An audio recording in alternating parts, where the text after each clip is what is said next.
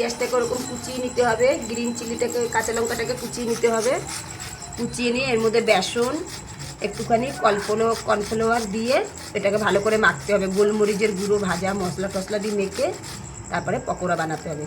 আর tomato sauce আর মিউনিস দিয়ে এটাকে enjoy করতে হবে। এখন আলুটা ঘষে নিচ্ছি, ঘষে আলুর পকোড়া, তাই তো? হ্যাঁ, আলু পেঁয়াজের পকোড়া। আলু পেঁয়াজের পকোড়া। দেখো পেঁয়াজ কীভাবে কুচাতে হচ্ছে, এইভাবে পেঁয়াজ কুচিয়ে নিতে হবে। আপনারাও ঝট করে এরকমভাবে বাড়িতে যদি পেঁয়াজ থাকে দুটো পেঁয়াজ নিয়ে নেবেন, নিয়ে এরকমভাবে একদম চটকে কুচাবেন। আর এইভাবে ঘষে ঘষে ঘষে ঘষে গ্রেট করে নেবেন। হ্যাঁ, ঘষে ঘষে এরকমভাবে গ্রেট করে একদম এরকমভাবে কাটতে হবে।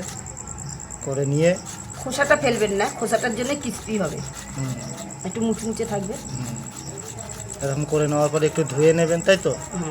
ধুয়ে নিতে হবে, ভালো করে ধুয়ে নিতে হবে। হ্যাঁ, আলুর গায়ে একটা কষ থাকে তো, নাহলে পকোড়াটা কালো হয়ে যাবে। আপনারাও করে নেবেন একদম। দেখছেন তো একদম খসা খস। মুখে যখন একটু দানা দানা পড়বে না, টেস্ট লাগবে। এই যে আদাটা ঘষে দিচ্ছে। আর যদি নিরামিষ খাবেন তাহলে আদা দেবেন, কিন্তু পেঁয়াজটা বাদ দিয়ে দেবেন। পেঁয়াজের বদলে আপনি এর মধ্যে যে কোনো একটা শাক দিতে পারেন, যেমন ধনে পাতা হলো, পুদিনা পাতা হলো, এগুলো দিতে পারেন। কীভাবে মিক্স করা হচ্ছে, ওই যে ওই পাত্রে তুলে রাখা হচ্ছে এগুলো। এই যে পেঁয়াজ কুচানো, লঙ্কা কুচানো দিয়ে দেওয়া হলো। এবার বাকি আলুটাও মিলিয়ে দিলেন। আলুটাও থেতলাম না, আলু দেখছো তো এরকমভাবে থেতলে নেবে, একটু থেতলে মেতলে নিয়েই পেঁয়াজ প্রথমে এরকম ঘ্যাট বানিয়ে নেবে। একটু কীভাবে ঘ্যাট বানাচ্ছে দেখো। এই যে মশলা দিচ্ছে, এটা কি মশলা? এটা হচ্ছে মিক্স মশলা। মিক্স মশলা দিচ্ছে, এর মধ্যে জিরে ধনে একটু আইডিয়া করে করে দেবেন, যার বেশি হয়ে গেলে আবার খেতে পারবেন ভালো করে, সেইভাবে বুঝে দেবেন। একটু হলুদের গুঁড়ো দিতে হবে। এই যে হলুদের গুঁড়ো দেওয়া হলো। এবার দেওয়া হবে এটা কিসের, একটু কালো জিরে, কালো জিরে। ব্যাস,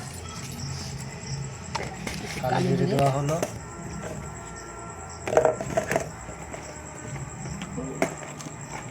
গোলমরিচটা কোথায় গেল? গোলমরিচ এবার দিতে হবে একটু গোলমরিচের গুঁড়ো। গোলমরিচের গুঁড়ো দেওয়া হলো। এবার দিতে হবে বেসন। এবার দিতে হবে বেসন। বাড়িতে থাকলে একটু বেসন দিয়ে দেবেন, এরকম বেসন দিতেই হবে। কর্নফ্লাওয়ার দিলেও তো হবে না? কর্নফ্লাওয়ার বেসন মিলিয়ে দিলে আরও ভালো হবে। দিয়ে এইভাবে একটু চটকাবেন ভালো করে, যেন সব মিক্স হয়ে যায় মশলা টশলা।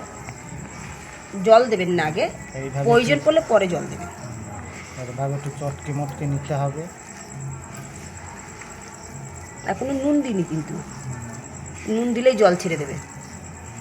ওই জন্য নুনটা যখন ভাজবো তখন প্রথমে যে লবণ দিলে হবে না, তাহলে জল ছেড়ে দেবে পেঁয়াজের দিয়ে আলুর দিয়ে। নুনটা দিতে হবে একটু দেরিতে, চটকানোর পরে, তাই তো? এইভাবে চটকাবেন। এইবার নুনটা, এবার এই নুনটা দেওয়া হচ্ছে।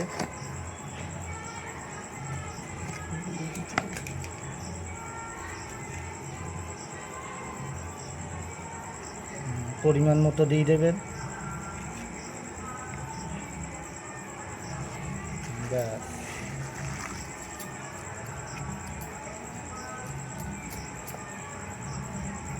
বেসনটাও পরিমাণ মতো দিতে হবে। একটু আটা ভাব হবে, তাই তো?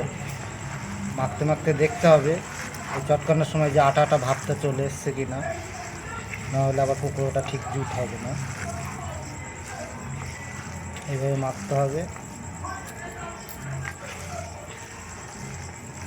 এটা আপনারা সবজি দিয়েও করতে পারেন, যেমন পুঁই শাকের পাতা হলো, লাউ পাতা হলো, তারপরে কুমড়ো পাতা হলো, ওইগুলো দিয়ে একটু ওর মধ্যে একটু মুসুরির ডাল বেটে দিলে আরও ভালো হবে। মুসুরির ডাল নাহলে হচ্ছে মুগের ডাল, মটর ডাল দিয়ে, নিরামিষের দিনে মটর ডাল মুগ ডাল দিয়ে করতে পারবেন। যতক্ষণ আটা না হবে সেইভাবে বেসনটা দিতে হবে, অল্প অল্প করে মিলাতে হবে। হ্যাঁ।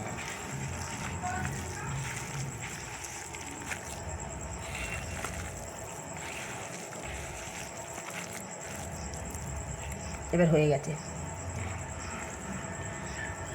আটাটা কেমন দেখাবে একটু দেখো ক্যামেরা হাতে। আটাটা মানে এইভাবে যেইভাবে মানে এইভাবে যেন মানে সুন্দর একটা বড়ার শেপ দেওয়া যায়।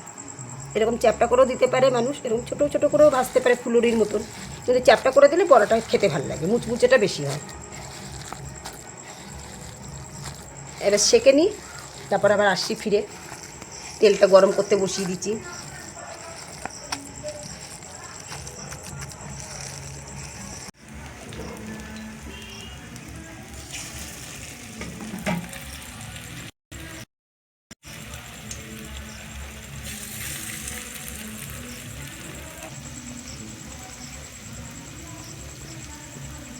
কড়াইটার মধ্যে একটু অন্ধকার করছি।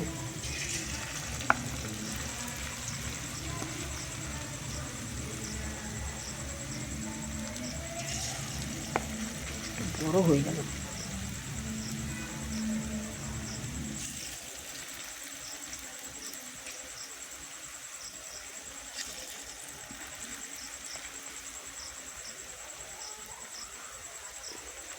সন্ধ্যের টিফিনে মুড়ি দিয়েও খেতে পারবেন,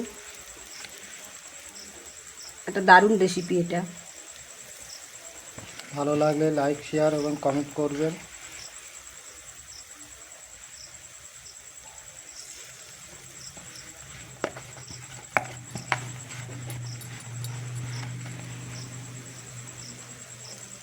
সবগুলো দেওয়া হয়ে গেছে, এবার এইটুকু হয়ে গেলেই আপনাদের ফুলটাই দেখিয়ে দেবো, অসুবিধা নেই। এই বাটিটা রাখি। ওই জন্য তো বার করছি। এরকম একটা পাত্রে রেখে দিতে হবে তুলে তুলে। এখনই হচ্ছে, এখন শেষ বড়টাও হয়ে যাচ্ছে, যেটুকু বাকি ছিল প্রায় লালচে লালচে ভাব হয়ে গেছে।